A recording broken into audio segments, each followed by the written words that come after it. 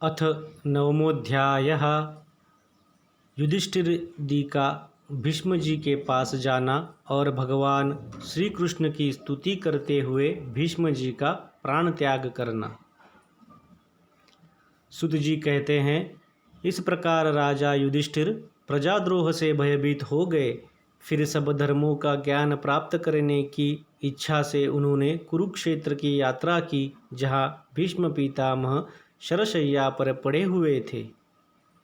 शौनकादि ऋषियों उस समय उन सब भाइयों ने स्वर्ण जटित रथों पर, जिनमें अच्छे अच्छे घोड़े जते हुए थे, सवार होकर अपने भाई युधिष्ठिर का अनुगमन किया। उनके साथ व्यास, धौम्य आदि ब्राह्मण भी थे।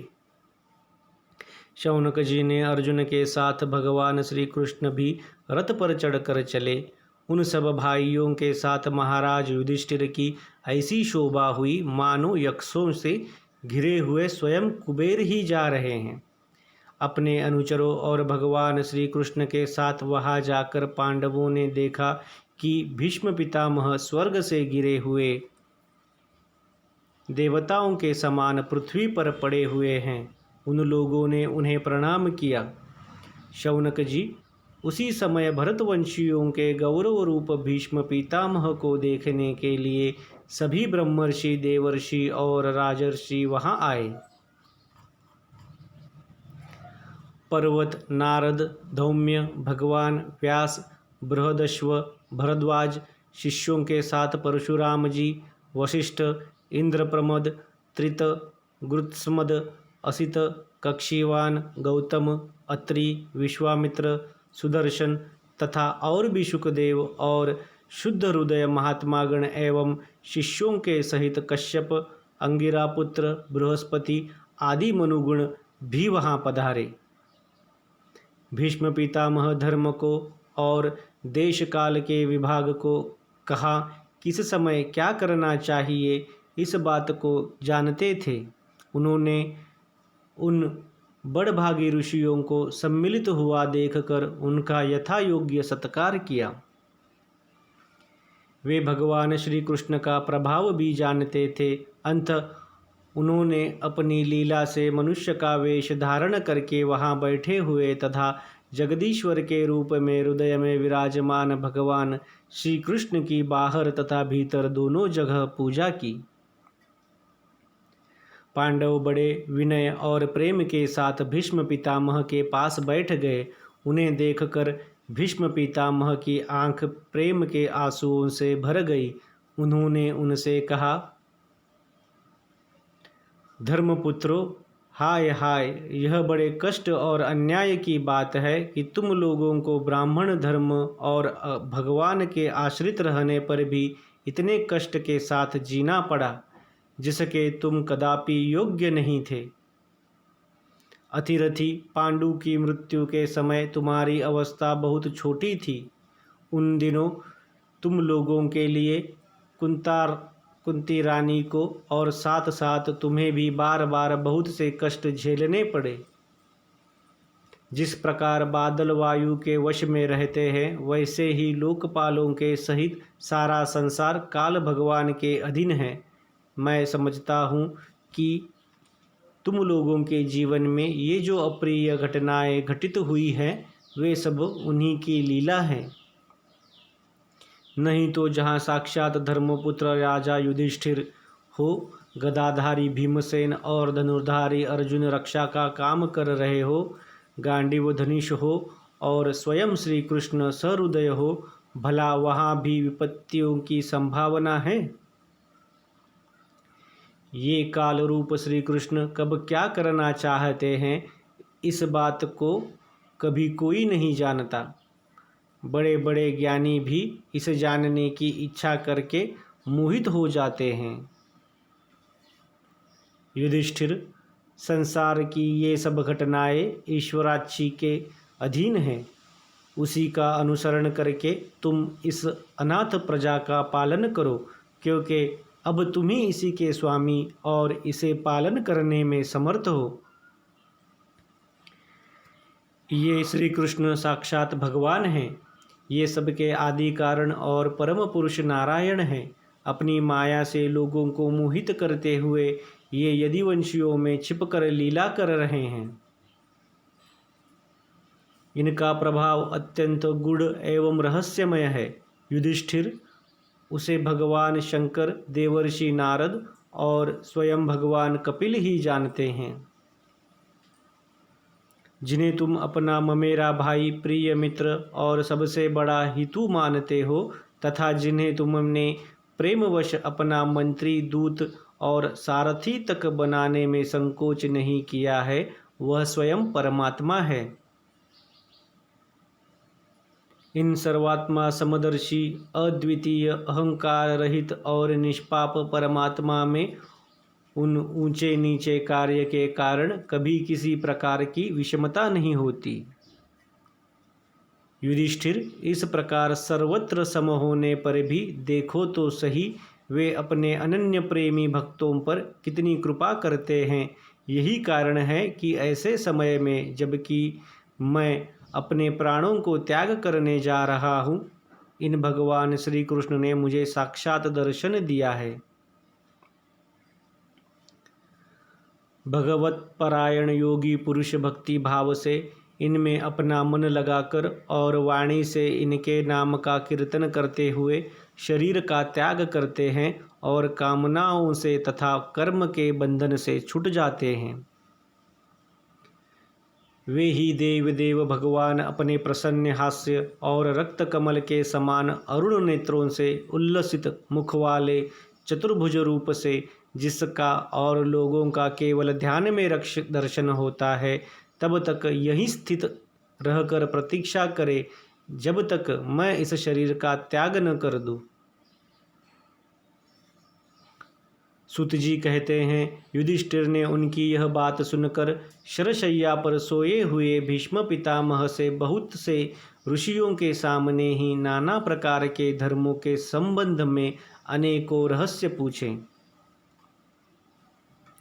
तब तत्ववेत्ता भीष्म पितामह ने वर्ण और आश्रम के अनुसार पुरुष के स्वाभाविक धर्म और वैराग्य तथा राग के कारण विभिन्न रूप से बतलाए हुए निवृत्ति और प्रवृत्ति रूप द्विविध धर्म, दान धर्म, राजधर्म, मोक्ष धर्म, स्त्री धर्म और भगवत धर्म, इन सब का अलग अलग संक्षेप और विस्तार से वर्णन किया। शौनक जी इनके साथ ही धर्म, अर्थ, काम और मोक्ष, इन चारों पुरुषार्थों का तथा इनकी प्राप्ति के साधनों का अनेकों उपाख्यान और इतिहास सुनाते हुए विभागशः वर्णन किया। भीष्म पितामह इस प्रकार धर्म का प्रवचन कर ही रहे थे कि वह उत्तरायण का समय आ पहुँचा, जिसे मृत्यु को अपने अधीन रखने वाले भगवत परायण योगी लोग चाहा करते हैं। उस समय हजारों रथियों के नेता भीष्म पितामह ने वाणी का संयम करके मन को सब ओर से हटाकर अपने सामने स्थित आदि पुरुष भगवान श्री कृष्ण में लगा दिया। भगवान श्री कृष्ण के सुंदर चतुर्भुज विग्रह पर उस समय पीतांबर फहरा रहा था। भीष्म जी की आंखें उस पर एकटक लग गई। उनको शस्त्रों के चोट से जो पीड़ा हो रही थी, वह तो भगवान के दर्शन मात्र से ही तुरंत दूर हो गई तथा भगवान की विशुद्ध धारणा से उनके जो कुछ अशुभ विशेष थे, वे सभी नष्ट हो गए। अब शरीर छोड़ने का समय उन्होंने अपनी समस्त इंद्रियों के वृत्ति विलास को रोक दिया और बड़े प्रेम से भगवान की स्तुति की। भीष्म जी ने कहा, अब मृत्यु के समय मैं अपनी यह बुद्धि, जो अनेक प्रकार के साधनों का अनुष्ठान करने से अत्यंत शुद्ध एवं कामना रहित हो गई है, यदुवंश शिरोमणि अनंत भगवान श्री कृष्ण के चरणों में समर्पित करता हूँ, जो सदा सर्वदा अपने आनंदमय स्वस्वरूप में स्थित रहते हुए भी कभी विहार करने की, लीला करने की इच्छा से प्रकृति की स्वीकार कर लेते हैं, जिससे यह सृष्टि परंपरा चलती है। जिनका शरीर त्रिभुवन सुंदर एवं श्याम तमाल के समान सावला है, जिस पर सूर्य रश्मियों के समान श्रेष्ठ पीतांबर लहराता रहता है और कमल सदृश मुख पर घुंघराली अलकें लटकती रहती है, उन अर्जुन सखा श्री कृष्ण में मेरी निष्कपट प्रीति हो। मुझे युद्ध के समय की उनकी वह विलक्षण छवि याद आती है। उनके मुख पर लहराते हुए घुंघराले बाल घोड़ों की टाप की धूल से मटमैले हो गए थे और पसीने की छोटी छोटी बूंदें शोभायमान हो रही थी। मैं अपने तीखे बाणों से उनकी त्वचा को बिंध रहा था। उन सुंदर कवच मंडित भगवान श्री कृष्ण के प्रति मेरा शरीर, अंतकरण और आत्मा समर्पित हो जाए। अपने मित्र अर्जुन की बात सुनकर जो तुरंत ही पांडव सेना और कौरव सेना के बीच में अपना रथ ले आए और वहां स्थित होकर जिन्होंने अपनी दृष्टि से ही शत्रु पक्ष के सैनिकों की आयु छीन ली, उन पार्थ सखा भगवान श्री कृष्ण में मेरी परम प्रीति हो। अर्जुन ने जब दूर से कौरवों की सेना के मुखिया हम लोगों को देखा, तब पाप समझकर वह अपने स्वजनों के वध से विमुख हो गया। उस समय जिन्होंने गीता के रूप में आत्मविद्या का उपदेश करके उसके सामायिक अज्ञान नाश कर दिया, उस परम पुरुष भगवान श्री कृष्ण के चरणों में मेरी प्रीति बनी रहे। मैंने प्रतिज्ञा कर ली थी कि मैं श्री कृष्ण को शस्त्र ग्रहण कराकर छोड़ दूंगा। उसे सत्य एवं ऊंची करने के लिए उन्होंने अपनी शस्त्र ग्रहण न करने की प्रतिज्ञा तोड़ दी। उस समय वे रथ से नीचे कूद पड़े और सिंह जैसे हाथी को मारने के लिए उस पर टूट पड़ता है, वैसे ही रथ को पहिया लेकर मुझ पर झपट पड़े। उस समय वे इतने वेग से दौड़े कि उनके कंधे का दुपट्टा गिर गया और पृथ्वी कांपने लगी।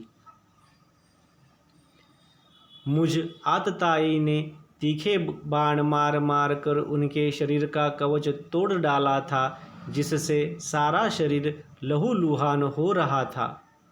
अर्जुन के रोकने पर भी वे बलपूर्वक मुझे मारने के लिए मेरी ओर दौड़े आए थे।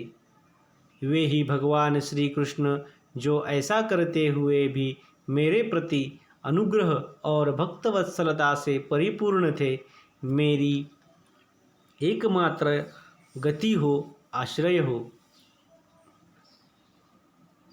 अर्जुन के रथ की रक्षा में सावधान जिन श्री कृष्ण के बाएं हाथ में घोड़ों की रास थी और दाहिने हाथ में चाबुक, इन दोनों की शोभा से उस समय जिनकी अपूर्व छवि बन गई थी तथा महाभारत युद्ध में मरने वाले वीर जिनकी इस छवि का दर्शन करते रहने के कारण सारूप्य मोक्ष को प्राप्त हो गए, उन्हीं पार्थसारथी भगवान श्री कृष्ण में मुझ मरणासन्न की परम प्रीति हो। जिनकी लटकीली सुंदर चाल, हाव भाव युक्त चेष्टाएं, मधुर मुस्कान और प्रेम भरी चितवन से अत्यंत सम्मानित गोपियाँ रास लीला में उनके अंतर्धान हो जाने पर प्रेमोन्माद से मतवाली होकर जिनकी लीलाओं का अनुकरण करके तन्मय हो गई थी, उन्हीं भगवान श्री कृष्ण में मेरा परम प्रेम हो। जिस समय युधिष्ठिर का राजसूय यज्ञ हो रहा था, मुनियों और बड़े बड़े राजाओं से भरी हुई सभा में सबसे पहले सबकी ओर से इन्हीं सबके दर्शनीय भगवान श्री कृष्ण की मेरी आँखों के सामने पूजा हुई थी। वे ही सबके आत्मा प्रभु आज इस मृत्यु के समय मेरे सामने खड़े हैं। जैसे एक ही सूर्य अनेक आँखों से अनेक रूपों में दिखते हैं, वैसे ही आजन्मा भगवान श्री कृष्ण अपने ही द्वारा रचित अनेक शरीरधारियों के हृदय में अनेक रूप से जान पड़ते हैं। वास्तव में तो वे एक और सबके हृदय में विराजमान ही है। उन्हीं इन भगवान श्री कृष्ण को मैं भेद भ्रम से रहित होकर प्राप्त हो गया हूँ। सुत जी कहते हैं, इस प्रकार भीष्म पितामह ने मन, वाणी और दृष्टि की वृत्तियों से आत्मस्वरूप भगवान श्री कृष्ण में अपने आप को लीन कर दिया। उनके प्राण वही विलीन हो गए और वे शांत हो गए। उन्हें अनंत ब्रह्म में लीन जानकर सब लोग वैसे ही चुपचाप हो गए जैसे दिन के बीत जाने पर पक्षियों का कलरव शांत हो जाता है। उस समय देव